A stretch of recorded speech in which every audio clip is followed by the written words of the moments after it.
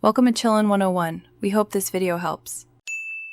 You start by ensuring you have an administrator account and a stable network connection. This prevents permission stalls. Once ready, open Start, type Windows Security and press Enter to load the dashboard. You want to check the last scan timestamp and the update status right away so you know whether signatures are current. If definitions are outdated, click Virus and Threat Protection and select Check for updates.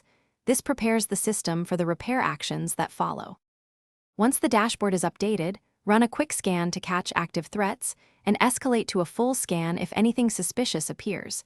This finds dormant malware. Make sure real-time protection is enabled. Toggle it off then on to reset its service if it's unresponsive. Also enable cloud-delivered protection and automatic sample submission so Windows Defender can use online intelligence. These steps repair core defenses and restore detection accuracy, reducing false positives and missed threats.